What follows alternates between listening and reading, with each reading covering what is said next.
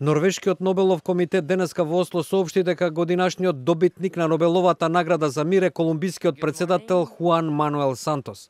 Тој ја доби за неговата работа во постигнувањето мировен договор со бунтовниците од движењето ФАРК за ставање крај на 52 годишната граѓанска војна во таа земја.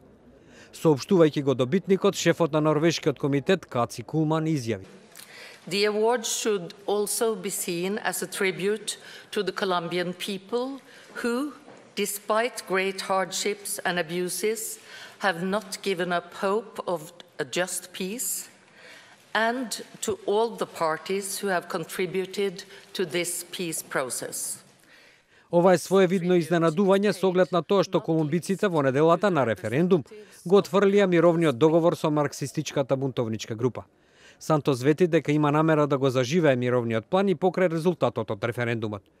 Повеќето колумбици сметат дека договорот бил премногу попуслив спрема герилците на ФАРК. Во долгогодишниот конфликт загинаа најмалку 220.000 луѓе, додека околу 6 милиони беа принудени да ги напуштат домовите.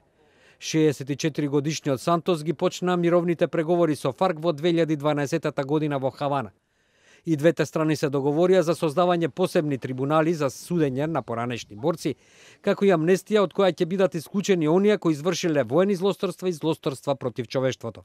Предходно владата и бунтовниците постигнаат делумен договор за соработка во борбата против недозволената трговија со дрога, за реформата на земјиштето и правото на политичка активност на бунтовниците откако ќе бидат разоружени. Од наградата исклучен лидерот на ФАРК Родриго Лондоно, подобро познат под името Тимоченко, кој го потпиша договорот со Сантос. Нобеловата награда за мир во вредност од 8 милиони шведски круни или $930.000 ќе му биде врачена во Осло на 10 декември. Ова година имаше 367 кандидати, од кои 228 поединци и 148 организации. Станува збор за најголем број кандидати од почетокот на доделувањето на оваа награда во 1901 година.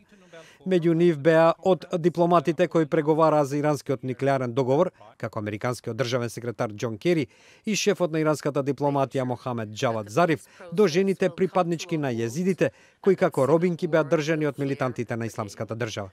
Лани Норвешкиот Нобелов комитет наградата за мир му ја додели на квартетот за национален диалог во Тунис за придонесот во демократската транзиција на земјата која беше зафатена со арапската пролет. Нобеловата награда за мир е единствената која се доделува во Норвешка. Другите се доделуваат во Стокхолм. Досега, освен Нобеловата награда за мир, се доделени и наградите за медицина, физика и хемија.